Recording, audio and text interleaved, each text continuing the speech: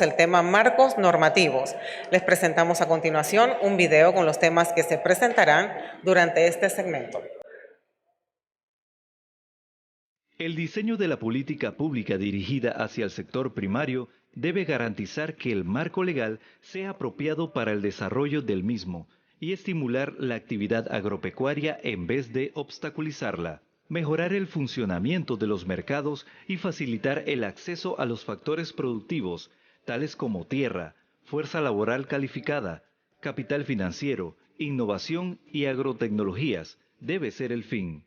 De manera específica, los marcos normativos deben incentivar la diversificación del agro, su industrialización e impulsar la agroexportación de alto valor, así como la transferencia del conocimiento y el desarrollo del capital humano del sector.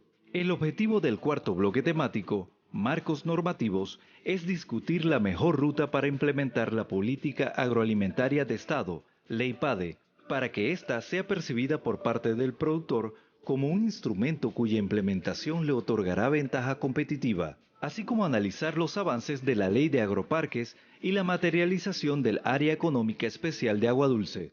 Para el análisis de estas iniciativas, se expondrá la visión del sector público como del privado sobre la implementación de las mismas y las perspectivas en cuanto a resultados esperados en materia de productividad, competitividad, adopción de agrotecnologías y acceso al financiamiento.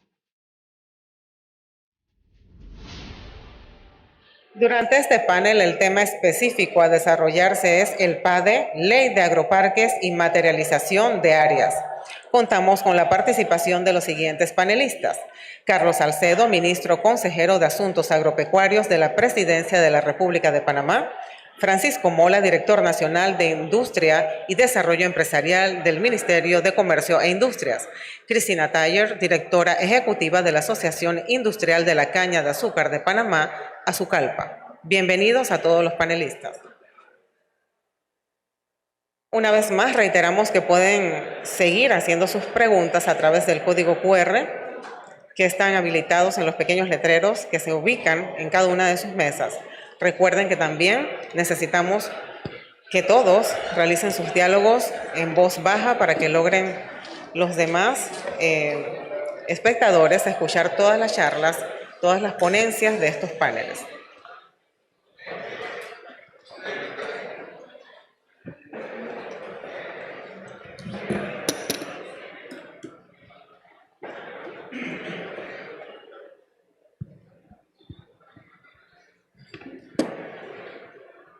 Buenos días nuevamente, buenas tardes ya. Hoy con el chip del programa On Time. Antes que nada quiero agradecerle al CONEP el honor y la enorme responsabilidad que me ha dado de manejar este bloque como moderador. Pero también quiero aprovechar el momento para agradecerles a todos la participación entusiasta del día de hoy y nuevamente, aunque redunde, al CONEP, yo como productor agropecuario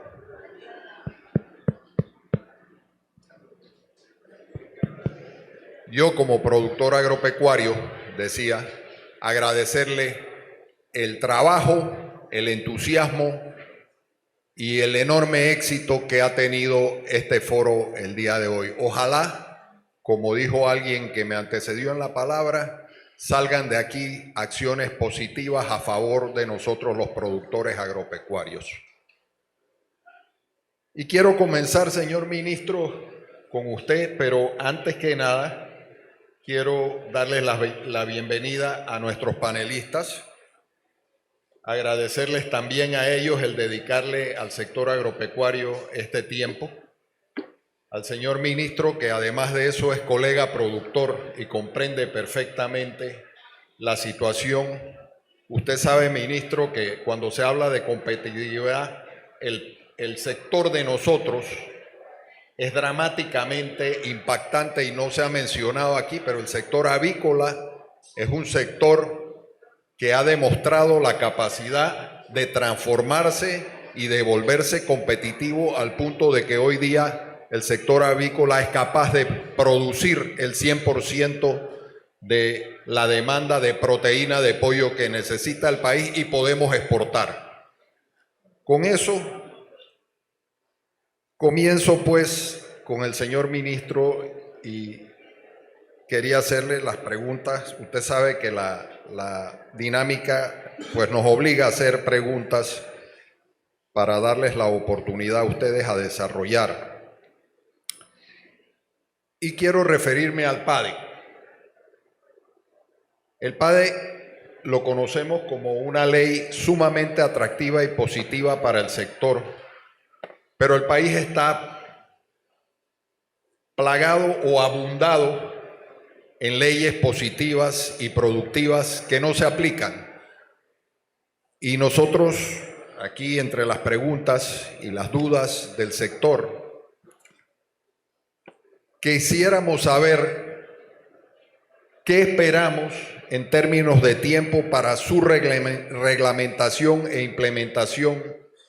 Y además, ministro, ¿cuánto podemos esperar de que esto sea un proyecto de Estado y no de gobierno? ¿Cómo podemos esperar que eso se haga realidad? Sí, buenas tardes, ¿me escuchan? ¿Sí? Buenas tardes a todos, a todas, mis estimados productores. Y te hago una corrección. Primero productor y después ministro, porque dentro de 11 meses y 4 días yo regreso al mismo lugar donde salí, que es la finca. Y ese es el compromiso que me tiene aquí más que como ministro consejero de Asuntos Agropecuarios. Lo sabemos. La política de Estado un poquito brindando un poco de docencia y antecedentes ha sido una reclamación histórica de nosotros los productores, porque hemos venido reclamando de que el agro no tiene un marco jurídico que le dé seguridad jurídica a las inversiones que siempre son a largo plazo y no son en función de la coyuntura de un gobierno de turno que normalmente nos vulnera. Y esa reclamación histórica la comenzamos a caracterizar 2 años antes de ese gobierno, 3 años antes de ese gobierno, en la Facultad de Ciencias Agropecuarias, en donde comenzamos a caracterizar y a conceptualizar la política de Estado, diciéndole que tenía que ser incluyente, territorial, agroalimentaria, competitiva, porque nada más conocíamos el título. El agro no tiene una política de Estado.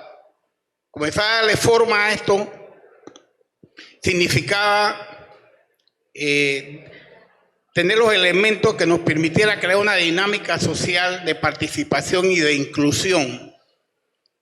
Incluimos entonces en esa decisión de gobierno que se comprometió en el primer debate presidencial en Tierras Altas el 13 de marzo del 2019 con los candidatos que aspiraban a ser presidente, y aviso, el 27 de marzo del 2024 se hará el segundo debate presidencial en Tierras Altas, donde habrán compromisos para los que aspiren a ser presidentes o gobernantes en el próximo periodo de 2024.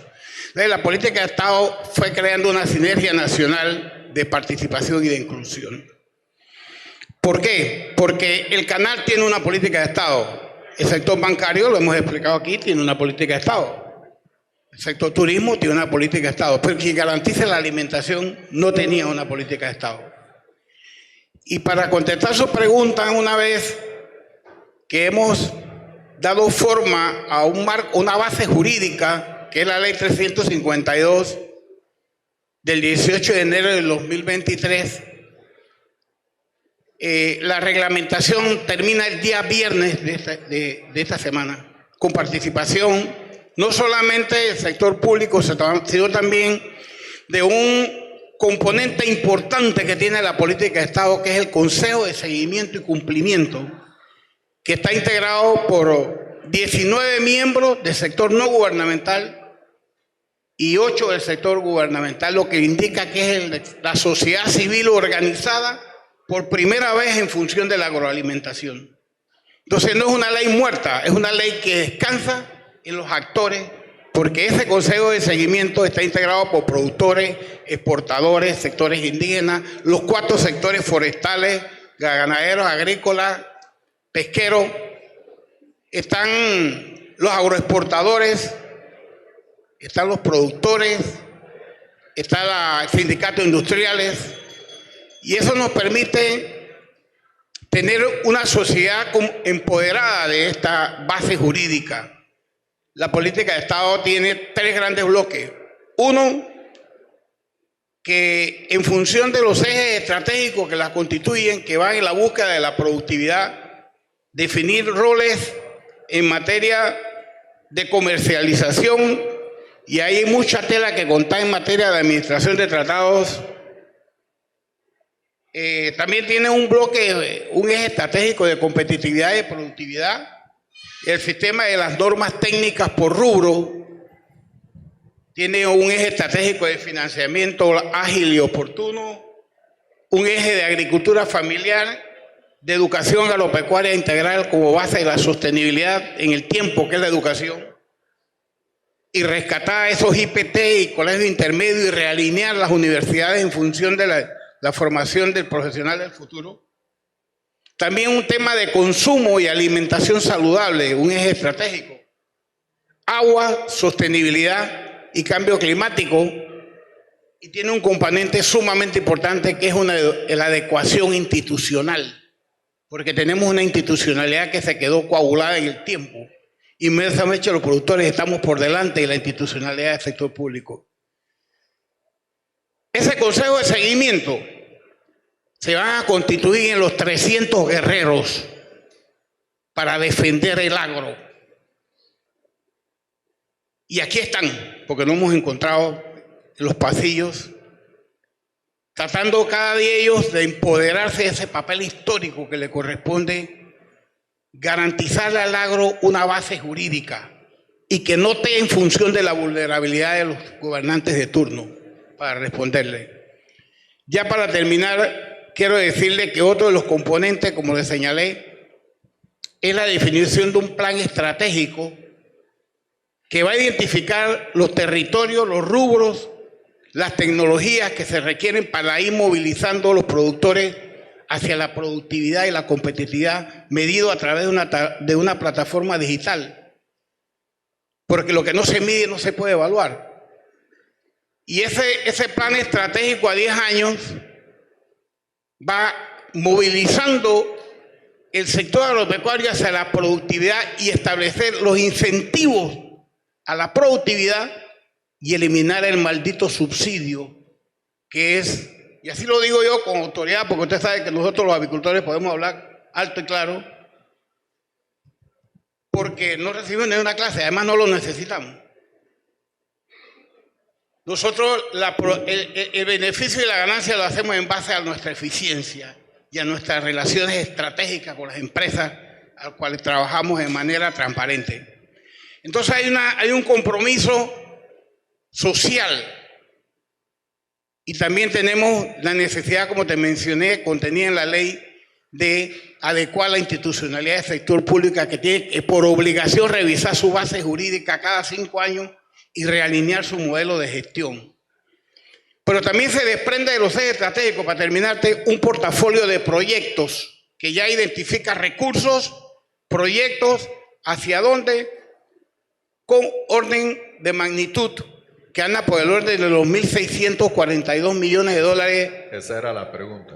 Porque sin recursos no podemos articular ninguna política pública, nos quedamos nada más que en la teoría. Y ese portafolio de proyectos está aquí. Y los fondos están identificados en función de organismos cooperantes, de recursos que apalanque el Estado para darle viabilidad. En los recursos que apalanque el Estado para darle habilidad a esos financiamientos, porque esto ya va a una mesa de cooperantes de organismos internacionales. Este es el portafolio de proyectos. Te lo dejo. Muchas gracias. Que eso se ya identifica en cada uno de esos ejes estratégicos. ¿Qué, cuándo, con qué y hacia dónde tenemos que ir? Para que entonces podamos decir a la vuelta de un periodo que el Consejo de Seguimiento y Cumplimiento garantice, poder decir que la política de Estado no es una carta al niño Dios, ni es una quimera, es una respuesta real de ir ordenando el desorden, de ir poniéndole objetivo, porque si nadie sabe para dónde va, ningún viento le va a ser favorable, como dijo Séneca. Con este enfoque muy general, te puedo decir que es PADE, están las universidades, ya estamos en la fase de reglamentación, ya está empoderado el Consejo de Seguimiento por personalidades muy comprometidas, ya tienen espacio definido, juramentación y una base jurídica. Y aquí son panameños iguales que tú y que yo, que vamos entonces, como te dije, dentro de 11 meses y 4 días a formar parte de ese Consejo de Seguimiento, para que los que en el 2024, y los que firmen el acuerdo allá en Volcán el 27 de marzo, se comprometen a cumplir y a ejecutar la política de Estado, igual que como se comprometieron el 19 de marzo del 2019. Y si tenemos que ir cerrando portillos porque el agro no puede estar a la aventura de los gobernantes de turno. La política de Estado debió haberse realizado el día después de haber firmado los tratados. Y lo estamos firmando a 3 años de la desgravación cero. Y no hemos tenido tiempo ni oportunidad de poder adecuar nuestro sector agropecuario para estos compromisos que son totalmente asimétricos, injustos y desiguales a la producción nacional. Podemos decir entonces que el PADE es compromiso suyo aquí delante de los productores y del CONEP, que para el 2024 tendremos totalmente implementado los proyectos y la ley funcionando. Yo se lo voy a poner al revés. No es compromiso suyo, De todos. es compromiso de todos, porque aquí no hemos venido a enaltecer el yo. Aquí el problema es que tenemos que resolver entre todos, y para eso está el Consejo de Seguimiento. Ahí está la sociedad civil organizada en función de la agroalimentación por primera vez en la historia de este país. Y entonces depende de nosotros mismos hacia dónde tenemos que querer conducir el sector agropecuario, y no al querer o a entender del gobernante de turno. Ministro, yo sabía que esto iba a pasar. Yo tenía unas preguntas aquí, pero todas las contestó por adelantado. Aquí nos íbamos a referir al incentivo a la productividad y la competitividad en la ley y a los 1.600 millones de dólares en proyectos. Así que quisiera pasar a donde el amigo Mola para preguntarle sobre el programa de agroindustria competitiva del MISI. ¿Qué más sigue? ¿Habrá algún acompañamiento financiero para las empresas que se destacaron en las diferentes versiones del programa? Sí, muy buenas tardes a todos. Bueno, sí, lo primero que quería decirles es que en esta administración tienen un Ministerio de Comercio e Industrias apoyando el sector agroindustrial desde el día 1. El Ministerio de Comercio e Industria tiene la Ley 76 de Industria que beneficia al sector agroindustrial también, pero está muy enfocado en las agroindustrias y las industrias de tamaño grande, por decirlo de esa manera. Por eso creamos el proyecto Agroindustria Competitiva, que ya va por su tercera fase. Es un proyecto que va de la mano del PNUD. Tenemos apoyo de expertos como el ICA, expertos internacionales que nos apoyan en varias modalidades de acceso a mercadeo, inocuidad, en fin. Y una de esas modalidades es el acceso a financiamiento. Durante estas 3 versiones, bueno, las 2 primeras y en la primera, nos dimos cuenta que en el acceso a financiamiento nosotros creamos una forma de poder hacerles unos planes de financiamiento a estas agroindustrias, a estas MIPYMES, que lo que les hacía falta era un poco de ordenamiento en sus finanzas y en sus planes de negocio, y poder llevarlos de la mano a la banca para poder que sean sujetos a crédito. Y nos dimos cuenta de que la gran mayoría de estas le faltaba solamente un empuje, que era el empuje de la garantía, ¿no? Aquí lo hemos escuchado en antes, el compañero del BID habló del tema, de los fondos de garantía, la banca de fomento, los fondos de fomento. Y la verdad que eso es lo primordial en este momento para poder que las MIPYMES echen para adelante, es poder darles ese empuje con una garantía para que ellos puedan acceder a fondos de la banca estatal o fondos de la banca privada que están allá afuera, pero siempre con los requerimientos de distintos tipos de garantía. En este proyecto de agroindustria competitiva, en el módulo de acceso a financiamiento, los vamos a preparar a estas agroindustrias para poder que tengan acceso a fondos como cuáles.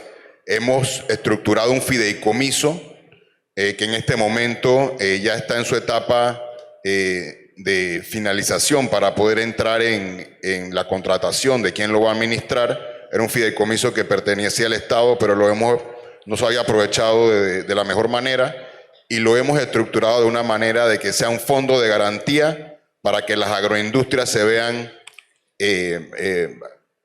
beneficiadas con esta garantía, y más las que pasan por el proyecto de agroindustrias competitivas, ya que le vamos a hacer un filtro ahí donde van a recibir, por decir algo, un visto bueno de expertos internacionales en temas de financiamiento, el cual ya van a ir de la mano a la banca estatal o la banca privada para que puedan, con la garantía, y que puedan acceder a financiamientos blandos. Así que sí seguimos dándole seguimiento a las empresas que estaban en el proyecto 1 y en el 2. Le vamos a seguir dando ese acompañamiento junto con la tercera versión hasta poder llevarlos a un acceso a financiamiento de la banca estatal o la banca privada. Gracias, Francisco. Cristina, usted desde su perspectiva del sector privado, ¿qué opina o qué nos puede aportar que nos sirva como ideas para mejorar la implementación de estos temas de los cuales estamos hablando y que los sectores productivos, sobre todo del sector agropecuario y agroindustrial, tenemos mucho interés en lograr? Bueno, muchas gracias al CONEP por la invitación. Yo tendría que decir que soy abogada y sufro todos los días de mi vida los embates de la burocracia, y yo pensaría que para complementar lo que ha dicho el ministro, todos los planes, todos los proyectos que se tienen en esta ley del PADE, sería también importante que revisemos el detalle de los procedimientos y los procesos que tenemos a la hora de pedir un préstamo, a la hora de solicitar la titulación de una tierra, a la hora de pedir una garantía para los préstamos, porque a veces son los pequeños detalles, el diablo está en los detalles, a veces son los pequeños detalles los que hacen y se convierten en barreras a la entrada para que nuestro sector agropecuario pueda aprovechar todo este entorno que se está estructurando. Entonces yo diría, pensemos también en el detalle, pensemos también en esas pequeñas cosas que podemos mejorar para que nuestros productores puedan dedicarse a hacer lo que saben y no tengan que invertir tiempo y esfuerzo en tener que enfrentar la burocracia, ya sea estatal o de los propios bancos que financian los proyectos. Estoy totalmente de acuerdo con eso. Ese es un obstáculo terriblemente real. Ministro, se nos acabó el tiempo, pero me voy a tomar el atrevimiento de 2 minutos más, nada más para hacerle una pregunta y permitirle que nos desarrolle cortito, en 2 minutos, el tema del impacto que tendrá el puerto de Aguadulce en todo esto que hemos venido conversando durante este foro. Rápidamente, en 2 palabras. Nuestro despacho, adscrito al despacho del señor presidente de la República, nos tocó estructurar 3 proyectos con consistencia jurídica, como es la Ley de Agroparques 196, que crea una plataforma de inversión de atracción de empresas que traen mercado identificado, tecnología, financiamiento, y crean clústeres de desarrollo para empoderar a los productores del valor agregado y potenciar su agroexportación. El otro tema, en ese mismo orden lógico, nos tocó también implementar la ley de biocombustible, modificar la ley original para orientar la producción de 35.000 hectáreas de caña y convertirla en combustible sostenible con el medio ambiente. Pero en ese mismo orden de lógica y de coherencia nos hacíamos la gran pregunta: ¿dónde está el puerto de los productores? Panamá nos llenamos de orgullo de decir que tenemos una gran conectividad, pero una conectividad para el comercio internacional. Para que un productor de cultivos no tradicionales de esta zona ponga un contenedor en Holanda, tiene que esperar que un barco llegue con un contenedor vacío de Ecuador, 3 días esperándolo, más 15 días de transporte, y cuando llega la fruta ya llega casi madura. No hay una infraestructura para el agro. De allí que al definir una zona económica especial portuaria multipropósito de Agua Dulce, y digo Agua Dulce porque su posición geográfica va a permitir incorporar todo el sector del interior de la República y el área centroamericana con una zona franca de 1.753 hectáreas que ya son ley de la República, la ley 309, y el día de ayer se sancionó la ley 388 que crea la agencia que va a operar esa zona económica, y esa zona económica va a permitir establecer el hub alimentario, un centro de acopio de etanol, va a dinamizar la economía del sector porque contiene una carretera costanera desde Agua Dulce hasta Pedací y desde Agua Dulce hasta el aeropuerto de Río Hato, y también tendrá un tren desde Agua Dulce hasta Coclé del Norte, 4 kilómetros, ahorrándose los 270 kilómetros que representa llevar un contenedor desde Agua Dulce hasta Margarita. Todo con inversión privada. Todo con inversión privada. Es una plataforma, es una zona libre.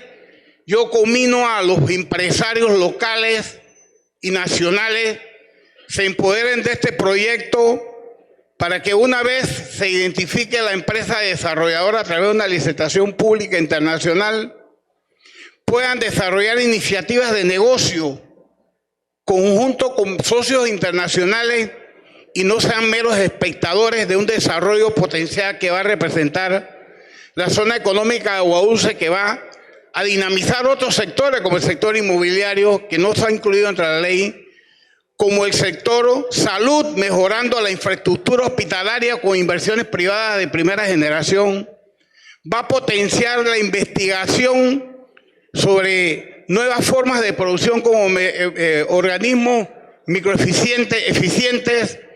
Va a empoderar al productor de ese recurso que no se accesa, porque el productor de materia prima solamente se queda con el 9% del valor del producto final. El 91% se queda en los otros eslabones de la cadena, como es el valor agregado y la comercialización. Y entonces vemos que tenemos un sector grande, agropecuario grande, pero pobre, porque no nos estamos empoderando de ese 91%. La zona económica especial de Agua Dulce es el crecimiento ordenado del interior de la República, porque incorporaron nuevos jóvenes con las nuevas carreras académicas, y ya tenemos reuniones con acuerdos con las 4 universidades para realizar la malla educativa y poder entonces garantizar a través de la educación la sostenibilidad de este proyecto en el tiempo. Eso es la zona económica especial de Agua Dulce, y con mucho gusto agradezco a nuestro amigo Rubén Castillo Gil y a CONEP que haya creado este foro para que el agro se exprese con esa sencillez con que los productores sabemos decirnos las cosas sin mayores intermediarios, que es expresar y recoger de nosotros mismos nuestras propias soluciones y seamos actores de nuestro propio desarrollo. Muchas gracias. Gracias, ministro. Gracias a Francisco y a Cristina por su colaboración el día de hoy. Agradecemos a los panelistas por la disertación de este interesante tema abordado en este cuarto panel. Igualmente al moderador, el señor Francisco Ameglio, por su